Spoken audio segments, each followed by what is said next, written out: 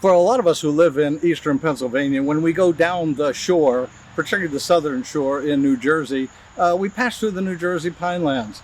And for most of us, we notice that the roads are very, very straight in New Jersey. And we also notice that there is this enormous amount of pine trees that we pass through.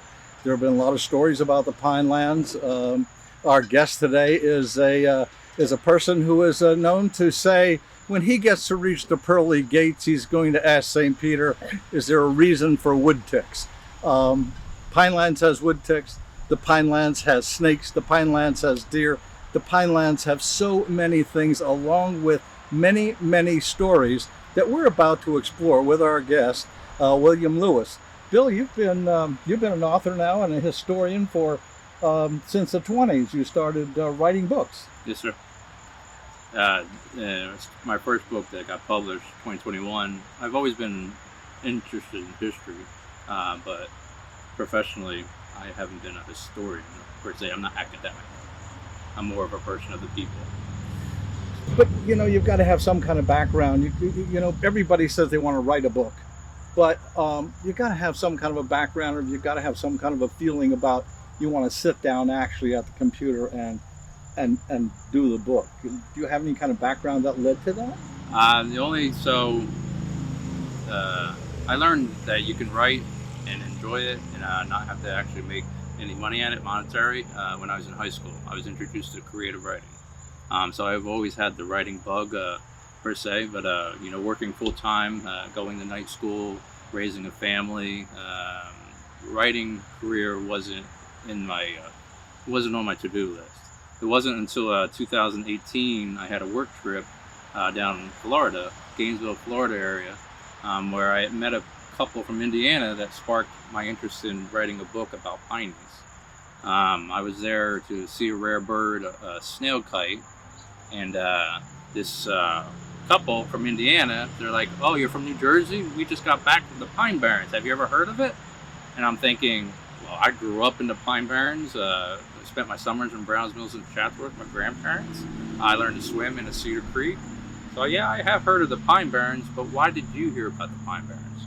And this couple, they're like, well, look at my hat. The guy had a Wharton State Forest hat on his head. He's like, it was on my bucket list because I read this book by a guy named John McPhee. It was called The Pine Barrens. Have you ever heard of it? And I was like, no, I haven't.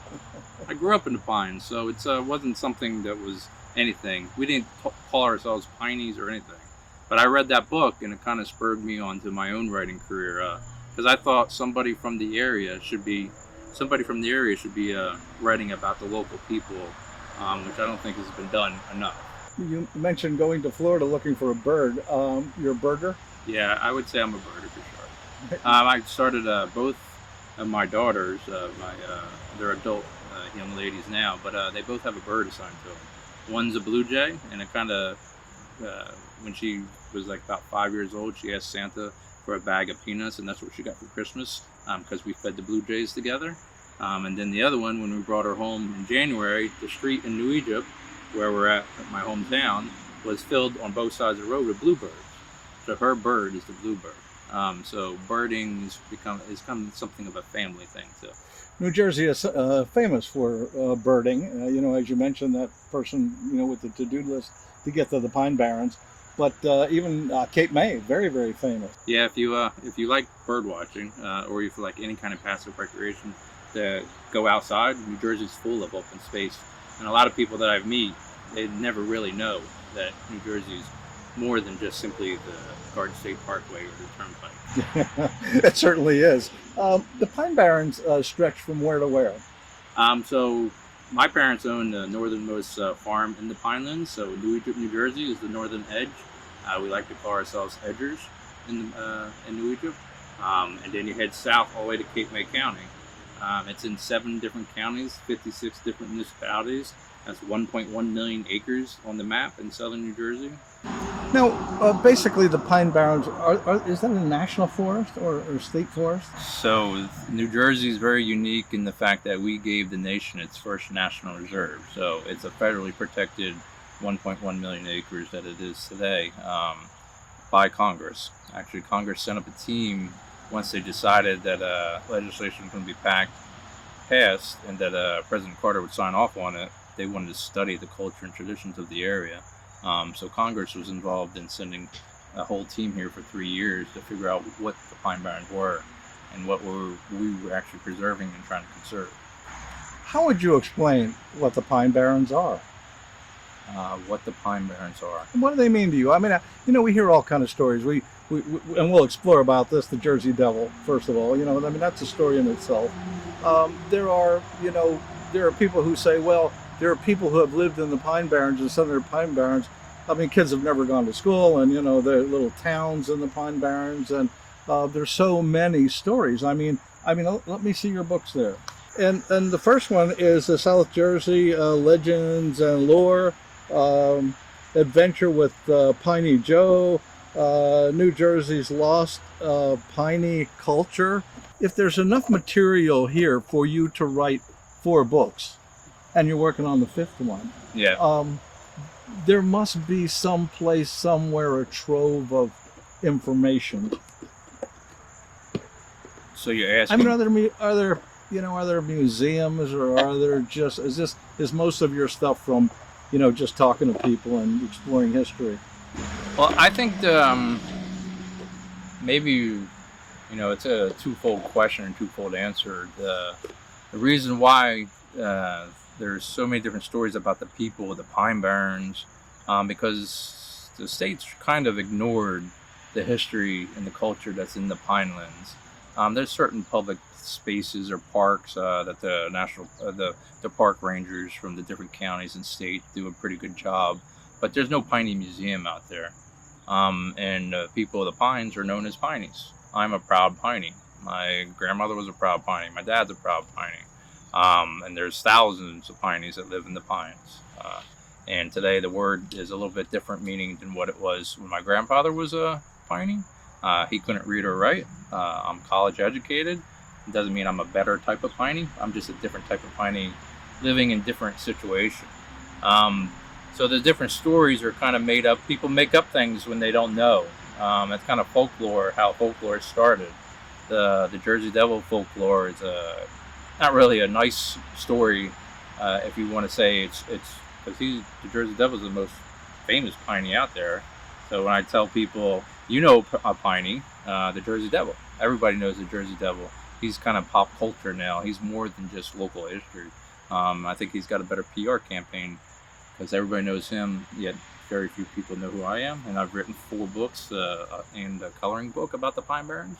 But the Jersey Devil came about 1800. Yeah, is that where the story starts, with a woman with 13 kids? Yeah, the woman mother leads with 13 kids, and there's a lot of debate on what the story really is and who started the story. In my eyes, which is a very controversial statement, I don't think it's been publicly shared. But you think about the lead story about that Jersey Devil. It's a woman, and most of the time when people tell the story, it's just simply a woman having her 13th child. No man is in sight. She's getting ready to give birth to this 13th child, and she curses it, which it becomes a ward of the state because she's having 13 kids with no husband around to help take care of it. And you got to think about her being very promiscuous, having 13 kids, right? And then it becomes the Jersey Devil, a ward of the state. It's continuing a negative stereotype about the Pineys. In 1913, our own governor added made that stereotype a national stereotype. So picture it: June 28th, 1913, Saturday night, Boston Evening Transcript, national news. The headline was "New Jersey Degenerates. Governor Fielder finds among the Pineys poor conditions, advocates for segregation and sterilization of the people of the Pineys." And he won re-election that year, and that was his only platform issue. So that negative stereotype's been carried on at the highest level of government in New Jersey, and that stereotype, the story of the Jersey Devil, just plays into that the women of the Pineys were very immoral, just like the men were, and a lot of them were feeble-minded, and we had to protect the state from them. Yeah, that's so sad. So it's not a fun story No, today. and maybe the good thing is that a lot of people don't know that story. All they know is that there's this creature out there lurking, in the pine barrens that people have heard, people have said they have seen. There's a photograph, a blurry photograph of what a Jersey devil taking off or something. Supposedly has wings, and and can fly. Um, there must be something somebody is saying or hearing, and I guess if we explore all of the noise of the forest, particularly for the people who come from maybe North Jersey and Philadelphia and the major cities and never have explored, the wilderness or the outdoors, there are strange noises in the forest at certain times of the year from certain animals that you wouldn't expect.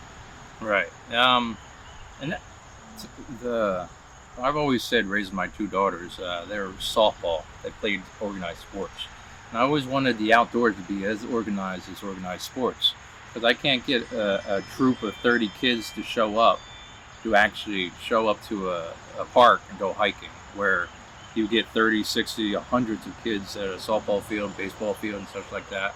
But the fact is that we're not getting kids outdoors, whether they're from Pennsylvania, New Jersey, New York. If they don't get introduced to the wilds, the beauty of nature, the myths, of Hansel and Gretel, where there's a witch out in the woods, it's always the woods that are scary. And it's really a detriment to people, because I tell you, the best medicine I've ever been given in my life is a trip out the woods in the pines. And to deny half of our population or more never being an opportunity to go to the woods because they're scared of it, because they're scared of the Jersey Devil folklore, or they're scared of the Pineys.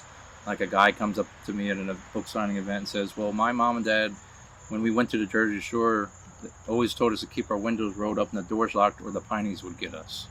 It's funny, but it also puts in those kids' heads distrust for the local people, the Pineys, because there's something supernatural or something wrong with them. And it's just like any negative stereotype or label that we put on people. It becomes, in the end, a negative stereotype weights down those people, their culture, their traditions, to where we don't have a Piney Museum today.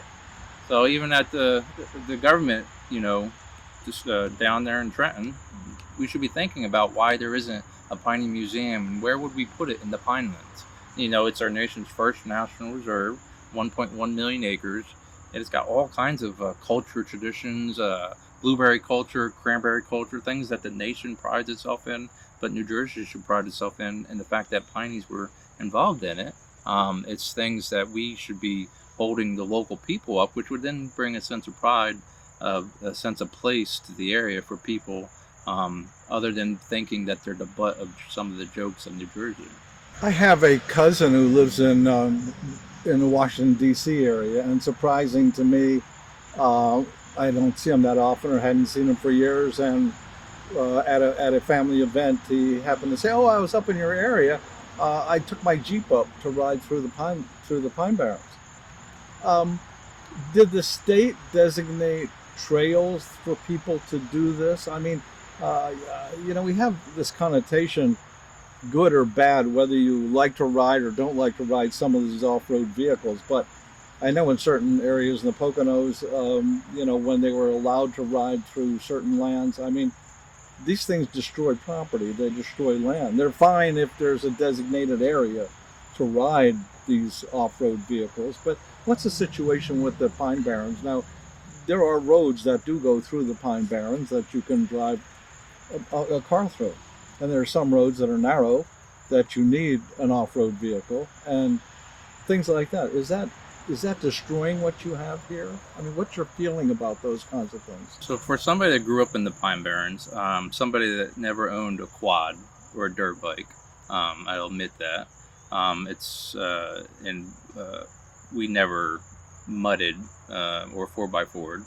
When we were out in the woods, we were harvesting plants, which were part of a culture all into itself, the dry flower industry.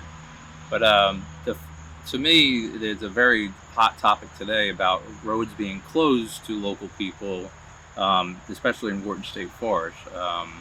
And those old roads are stagecoach roads, or Indian trails, they're roads that are actually acknowledged on a map, you know, from like the 1980s or whatever. So they were been mapped out and officially designated as roads, but they've been closed because they say that they're, you know, those really aren't roads. But a lot of people have a very strong cultural tie to those open roads. I kind of akin it to what's been going on about putting gates up and preventing people from using those roads is the fact that it's our barbed wire in the east. In the west, the same type of feelings that you were just expressing about, you know, what should be, the trucks were damaging things. In the west, it was open range. Cattle went everywhere, right? You didn't put up a fence. There was no fence. And all of a sudden, people started putting up barbed wire, and then naturally, the powers that be, people, a neighbor against neighbor and stuff like that. The same thing's happening in South Jersey. It's a bigger deal than what people are led on to believe, or even the news are actually putting out there. Because I saw several people come out of the polls, the midterms, saying their number one issue was opening the roads in Orange State Park. So, and I actually put out a film in 2023 called The Reluctant Piney, a 90-minute documentary, and there's a woman on there, African-American woman, Mrs. Davis, and she really pours her heart out about how jumping in a truck, driving down a dirt road out in the pines, how it really connects to her deceased father. So there's more than just they're out there with a beer can in their hand and they're throwing beer cans out the window and they're terrorizing the woodland and the creatures and stuff like that. There's a very sentimental value to the pines and that openness of it to the local people. There's so many things, you know, if you're a hiker, a walker, and I guess even if you have a pedal bike and you go on, you know, the roads, there are towns to explore, what are left over. Forgotten towns, yeah. There's some fantastic cedar lakes, a lot of animals, right? A lot of nature. I mean, someone who is interested in real nature, you can find that in the Pine Barrens, and basically it's open to anyone. I mean, are there maps that people can get to show the roads that they can walk on, or trails that they can walk on? Or? Yeah, I mean, the states have maps about roads, suggested roads, the roads that have been closed, roads that are off limits. But the real beauty is exploring the Pine Barrens because of that openness and that it's open to everybody, of simply going without a map, going without GPS. And if you travel in the Pine Barrens, you shouldn't be depending on your phone's GPS. Number one, because it will fail you. But the beauty of going out there is simply getting on a road, not knowing where it's going. Or maybe a road that you feel like, well, Grandpa had to take me on this road when I was little. I don't remember it, but I feel home when I'm on that road. And it's the beauty of exploring, and it's being so open, that really inviting to people that are, you know, my generation, but even the newer generations. And when you put a gate up and close them and say this is only for certain people who have park packs, badges or something like that, you're really taking away from the people's opportunity to connect to the land. And we already are battling the fact that people are afraid of the woods to begin with. I think we shouldn't be limiting how people access the pines. So there are some places that you can actually go to if you want to park and if you want to take a trail that is marked and easy to access. One I know is Batstow. I mean, that's a pretty famous place. Yeah, it's got a lot of history to it. It's beautiful. I think it's our Williamsburg in New Jersey. There's not people dressed in colonial period, but when you walk those dirt roads that go through next to the Batstow Mansion, which used to be part of the Wharton estate, very famous businessman, Joseph Wharton, owned it and upgraded it since, you know, way back when, during General Washington's time in American Revolution, when that location actually forged, you know, cannons and iron the cannonballs, you know, that helped us win the American Revolution. That was part of that history there too, but it's still there for people to reach out and touch. It's beautiful, but just a one, you know, warning or caveat about, you know, what we put on display for people, because even at that location, there's no mention of Piney anywhere. There's no on a wall. There's a picture of somebody that's a Piney, and what is a Piney? and the rich history and culture that's behind being a Piney in the area. What's your goal writing books? I mean, you in talking with you, you have a lot more than this coming book in your mind that you want to do and places you want to explore. What is your basic goal? Is your basic goal to promote the historical significance of the Pine Barrens, or is it to promote the historical significance of the Pine Barrens through the eyes of a Piney? Yeah, I would say the latter. So I love and I've been very public about the 40th anniversary of the Pinelands Commission and the forming of the Pinelands National Reserve, and how we've done such a great job of preserving and conserving habitat for the Pinelands tree frog, an endangered amphibian frog, right? But there's no mention of the Pineys.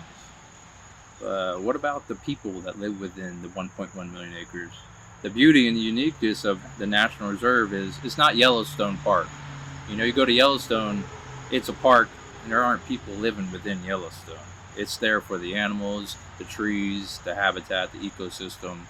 But in the Pinelands, the beauty and the complexity and the drama and the emotions of it is there's 800,000 people that live here, and maybe 1 million visitors come year round to go out and explore that openness. But 800,000 people live within it, and they're got different sentiments for different things. My version of going out and exploring and looking for 33 different rare species of orchids isn't the same as another guy who might enjoy getting in his 4x4 and driving down some of those dirt roads that his father and his grandfather showed him. You know, it's and I don't begrudge that guy, because that's his memory and that's his attachment to the land. I never owned like I say, I never was on a quad or a dirt bike. Not that I might have been on it, because I have family that does that, but I never personally owned any of that, and I still don't begrudge them for that. I think, again, we shouldn't be limiting people's options on how they interact with the open space, as long as it's done in a manner that it does not cause, corruption of the landscape to a degree where the landscape is not going to survive. I do not believe in anything should be going extinct in the pines, including the pine. So, Piney Tribe, you have a website. People can go on and get information, and that's what it is, Piney Tribe, right? Is that where they can get most of the information about what you're promoting? Yeah, well, so Piney Tribe, the beautiful thing about being a writer is you have to find your audience. And sometimes you never find your audience. But I started a Facebook page, Piney Tribe. We started with 1 follower. We're up to about 13,000. We have our own slogan, Piney Tribe. From the forest floor to the salty shore. It really explains it in a very short sentence that I did not write. It was a beautiful sentence that came to me and was given to me by a Piney Tribe member who said, this is what really you guys are, the essence of you. But it shows the people outside that there's more than just the woods. We go all the way out to the shore, Tuckerton, Seven Bridges Road, the salt marshes. That's part of our culture too. And in past generations, clam diggers consider themselves to be separate from the Pineys, but it's all going back to that, the divide there, because I consider clam diggers and people from the Baymen to be part of the Piney culture, the Piney history, all under the same umbrella, same term, just a different distinction where they're at in the pines and how they love it and how they interact with it. Thank you so much. Been interesting chatting with you. And if people want your book, how can they find it? Best way to get it is on pinetribe.com, my website. You can reach out to us on our Facebook page, Instagram, TikTok, all that fun stuff. You got to be on anything and everything in media just to reach out to people. I try to do about 50 events a year, book talks to historical societies, groups, but also I'll be all the way up to Trenton Punk Rock Flea Market, Hawk and Piney history, because I think it needs a broader understanding for people who are coming from Pennsylvania or they're coming from North Jersey, going to the Jersey Shore. You got to roll down your windows and smell that piney air and actually stop and smell the roses a little bit in the little towns. And you're going to learn that, wow, blueberry was born in the pines. I didn't know that. and local people should be very proud of that because everybody loves blueberries, right? Well, thank you again. Appreciate it. Thank you, Alex.